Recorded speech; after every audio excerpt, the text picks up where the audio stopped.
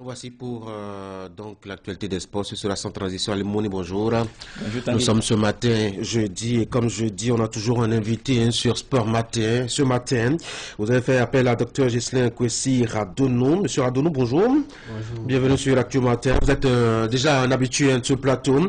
Vous êtes là. On va parler football, Ali. Oui, on va parler football avec la Ligue européenne des champions qui a repris depuis mardi dernier les rencontres des quarts de finale aller avec des résultats assez intéressants. On a eu deux affiches très intéressantes lors de ces quarts de finale entre le Real Madrid et Man City, rencontre qui s'est soldée sur le score de 3 buts partout. Mais avant, sur les images que nous proposons ce matin, le PSG était à domicile face au FC Barcelone, un remake de 2014. On s'attendait à voir peut-être une équipe parisienne s'imposer, mais c'était le contraire, la surprise.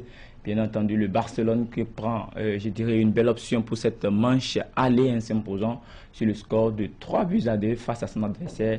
Et bien entendu, c'était les Catalans qui ont ouvert le score grâce à leur attaquant brésilien. Et donc, ils finissent par garder cette avance jusqu'à la fin de l'explication. Même si du retour des vestiaires, il y a eu un retournement de situation après les 10 premières minutes de la seconde période. On va en parler en plateau avec notre invité, Dr Ghislain Kwesi Radonou, qui a accepté ce prêter à cet exercice. Bonjour, bienvenue. Bonjour, monsieur le journaliste. Alors, vous avez suivi cette explication entre le Paris Saint-Germain et le FC Barcelone. Vous avez vu les différentes phases de cette explication. D'abord, le Barça qui prend l'avance. Ensuite, le Paris qui vient retourner la situation dans les 10 premières minutes de la seconde période. Et enfin, le Barça qui finit avec l'avance qui s'est offerte depuis le début de la rencontre. Alors, comment est-ce que vous analysez cette explication? Oui, hier nous avions assisté à un match très fermé sur le plan tactique. Les Blaugrana ont la chance de remporter cette manche aller, ce qui met déjà les Parisiens dans une situation difficile pour le match retour. Malgré qu'ils étaient dominés sur le plan de la possession, mais les Parisiens n'ont pas su concrétiser les nettes occasions qu'ils ont eues. Et malheureusement, la star attendue hier n'était pas dans ses beaux jours.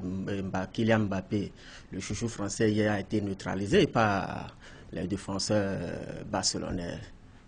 Alors, donc, quand vous regardez cette rencontre, est-ce que c'était, je dirais, une explication qui s'est jouée beaucoup plus sur le côté mental, ou bien c'était, vous avez parlé d'une rencontre qui était fermée tactiquement? Oui, je pense que l'expérience aussi a parlé, puisque, bon, Xavi étant un ancien joueur de la maison, et il a su faire une bonne lecture de jeu. Vous avez constaté que l'entrée de Pedri dans le match a complètement changé. Mais quand vous parlez de l'expérience, on sait que du côté du Barcelone, il n'y a que Okay Gundogan qui a remporté la dernière édition de cette compétition, qui est le seul joueur d'ailleurs qui a l'expérience de cette compétition. Par contre, du côté du FC Barcelone, que ce soit Ousmane Dembélé, Marquinhos, ce sont des habitudes depuis plusieurs années. Oui, oui, c'est vrai. Ousmane Dembélé qui était attendu, un ancien joueur du FC Barcelone, il a marqué hier. Bon, on pensait qu'il allait permettre à ses coéquipiers de remporter cette rencontre.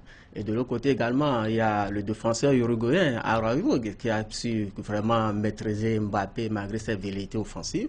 Il n'a pas pu trouver le chemin des filets de but. Mais j'espère que le match retour sera vraiment discuté. Si les Parisiens pensent vraiment se qualifier pour les demi-finales, ils doivent passer à l'opération commando, comme on le dit. Est-ce qu'on va pas parler peut-être de manque de réussite chez les Parisiens? Parce qu'on a vu le poteau de Dembélé et juste après, c'est le FC Barcelone qui prend l'avance. Oui, c'est ça, parfois le football. Il y a aussi la dame nature qui vous accompagne si vous n'êtes pas dans beaux jours. Bon, malheureusement, on ne gagne pas parfois. Allez, pour les Parisiens, c'était assez difficile hier face à l'équipe du FC Barcelone qui s'est imposée. Mais de l'autre côté, il y avait une autre explication aussi qui se jouait. On fait le point sur le tableau des résultats. Atlético Madrid qui s'est imposé face à l'équipe allemande Borussia Dortmund 2 buts à 1.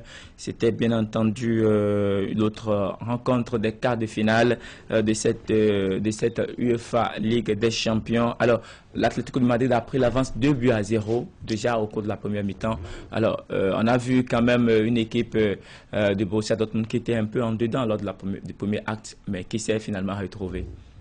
Oui, hier, c'était également un match tactique très fermé parce qu'on sait que les coachs jouent toujours en défense, ils jouent en bloc, ils défendent ensemble, ils attaquent ensemble. Et malheureusement, les Allemands n'ont pas su profiter des nettes occasions qu'ils ont eues. Ils ont vraiment vandalisé des occasions. J'espère qu'ils n'ont pas regretté pour le match retour. Heureusement que le champion d'Afrique ivoirien, Sébastien Haller, a pu essayer de réduire le score. Mais vous n'allez pas parler de coaching gagnant parce qu'on sait que c'était quand même difficile pour eux à domicile, à l'extérieur pour la première mi-temps. Mais dans le second acte, ils se sont retrouvés notamment avec les percussions des ADMI de l'autre côté ou encore de Jason Sancho sur l'autre couloir, le milieu de terrain avec Brandt qui s'est véritablement retrouvé ou encore en défense une petite erreur de match en fin de rencontre. Oui, franchement, j'ai été déçu par la prestation des Colchoneros. Ils ont évolué à domicile, mais ils ont été dominés par les Allemands. Si en deuxième mi-temps, bien entendu. Oui, les statistiques, 34% de possession contre 66.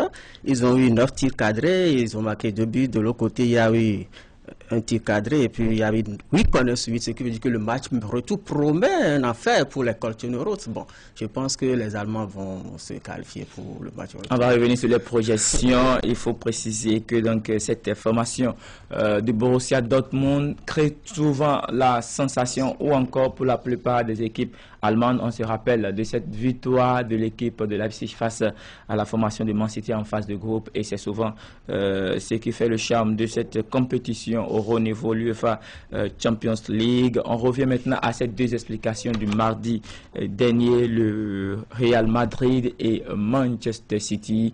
C'était pour la 3e fois d'affilée que les deux équipes se rencontrent. L'année passée, c'était en demi-finale et l'année passée, c'était également en quart de finale. Et puis, pour la plupart, l'équipe qui remporte, ce qui s'en sort de cette explication, finit par remporter. On se rappelle, l'année précédente, c'était il y a 2 ans, c'était le Real Madrid. Cette fois-ci, c'est Manchester City. Alors, on a assisté à un premier acte assez serré, 3 buts partout. Alors, pour vous, comment est-ce que vous avez savouré cette rencontre-là? C'était le match au sommet. Tous les spectateurs étaient vraiment satisfaits. La finale avant l'heure. Oui, c'est la finale avant l'heure. Je pense que les Madrilènes n'ont pas pu gagner cette rencontre parce qu'il y avait presque 4 joueurs qui étaient sous la menace de la suspension. Vinicius Junior, Kamavinga, Tchouaméni et puis Jude Bellingham. Donc vous pensez que cela les a diminués? Oui, je pense bien, oui, puisqu'ils n'ont pas défendu comme cela devrait être. Et les Citizens ont profité de quelques erreurs défensives des Merengues. Mais le match retour promet. J'espère que les Madrilènes finiront pas l'emporter, peut-être par la séance des tirs au but. Mais quand vous parlez de profiter des erreurs, le but du jeune Phil Foden, ce n'était pas c'est un but extraordinaire qu'il faut enseigner dans les académies de foot. Ou encore celui de Valverde aussi, vraiment la reprise de volée magnifique. Et le cyborg norvégien a été neutralisé par le colosse défenseur allemand, Rudiger. Et moi, je voudrais que vous prononciez sur la prestation d'Aurélien Tchouaméni, qui est coupe d'un carton juste après 40 secondes et qui ensuite est rentré dans son match. Est-ce que c'était le déclic? Est-ce qu'il fallait ça? Ou bien normalement, pour la plupart, c'est quand c'est des joueurs, quand vous recevez un carton comme ça, vous sortez de votre match? Oui, c'est ça. Parfois, le haut niveau et l'expérience aussi. Tchouaméni, il a joué avec des grands joueurs par le passé. Il a acquis l'expérience au niveau du club. Donc, ensemble, le Real est une équipe qui joue avec un mental très fort. Et je pense que c'est ça qui lui a permis de se retrouver dans le match. Et puis, il a tenu jusqu'à la fin. Malheureusement, il ne sera pas là pour le match retour. Ça va vraiment peser sur les Merengues. Alors, on va parler maintenant de l'autre explication. C'était entre Arsenal et le Bayern de Munich. Le Bayern qui était en train de dominer son adversaire Arsenal à domicile. C'était à Emirates Stadium. Et il a fallu l'entrée de Trossard. 6 buts pour ce jeune joueur belge qui, à chaque fois quand il entre en cours de jeu, permet donc à Arsenal de s'offrir quand même un très bon résultat. Avant-hier, c'était lui qui décante la situation avec l'égalisation en toute fin de rencontre. Alors, cette explication, les Gunners qui sont aujourd'hui leaders provisoires au classement général de la Première Ligue, est-ce que vous étiez satisfait de la rencontre livrée, de la prestation de cette formation d'Arsenal? Oui, en toute franchise, je salue la performance des Gunners. Ils ont su résister à la mandat offensive des Allemands, conduit par Serge Gnabry et Leroy Sané, Musiala et puis le chouchou anglais Harry Kane. Il faut féliciter le travail abattu par Arteta. il a su mettre les dispositifs en place pour contrer les... Mais Arsenal a évolué à domicile et c'est pourtant l'équipe qui est en tête au classement de la Premier Les League. Bavarois étaient favoris. Ils ont remporté au moins 6 trophées de la compétition. Donc, ce qui veut dire que Arsenal n'était pas favori. Mais ce qu'il faut reconnaître aussi et préciser, c'est que ça fait un bout de temps que Arsenal ne s'est pas retrouvé à cette étape de la compétition. Donc, je pense que cela peut expliquer les résultats que nous avons. La rencontre, la suite de ces quarts de finale, ce serait à partir de la semaine prochaine. On aura les manches retour à partir du 16 avril. Borussia Dortmund jouera contre Atlético de Madrid. Le FC Barcelone accueillera son adversaire en Espagne, le Paris Saint-Germain. On aura la rencontre entre le Bayern de Munich et Arsenal. Ce sera Allianz Arena. Et puis Manchester City offrira son hospitalité. Il faut le dire ainsi, ce serait véritable hospitalité que la formation offrira à l'équipe du Real Madrid. On va faire des projections rapidement. Il y a Atlético qui a pris une belle option pour bien entendu, Tanguy. Il y a l'Atlético de Madrid qui a pris une belle option pour cette manche aller, qui aura le Borussia Dortmund qui va se déplacer en Allemagne, le FC Barcelone qui sera à domicile cette fois-ci pour ces 2 premières rencontres déjà. Comment est-ce que vous voyez la suite? Vous pensez que le Borussia Dortmund a la possibilité de retourner la situation à domicile? Oui, je pense que les Allemands ont la chance de se qualifier pour la match retour parce que le PAC sera champion et le public va pousser ses hommes et Atlético va avec les chances minimes. Allez, on parle toujours du mur. Pour ce qui concerne les Barcelonais, les Parisiens...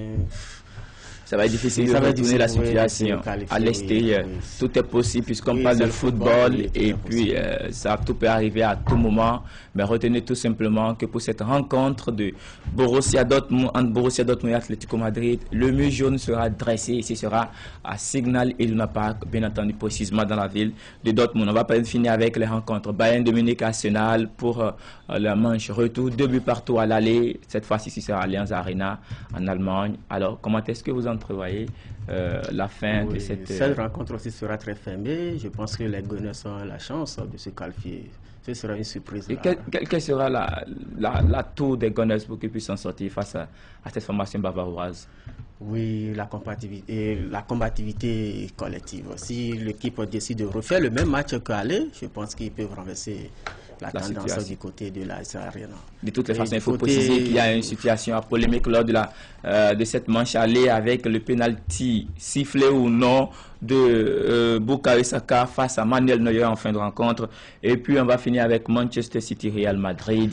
Là, on sera en Angleterre, bien entendu, pour cette dernière ligne droite. Ce serait difficile de se prononcer sur le vainqueur de ce match-là. Donc, pour ne pas pronostiquer. Oui, très difficile, parce que les 2 équipes partent avec toutes les chances pour se qualifier pour les demi-finales. Mais j'espère que les merengues finiront par l'emporter. Là, c'est votre coup de cœur, Tanguy. Oui. Et vous? Man City Real Madrid. Oui. Le football a ce formidable intérêt d'être aléatoire, en tout cas quand on est dans les contests. Et surtout avec ces 2 équipes, on peut s'attendre à tout. Allez, merci Tanguy. Merci. Merci aussi au docteur Adonou. Bonne journée. Bonne journée à vous aussi. Merci. Bonne journée. Mesdames et messieurs, voici mon invité.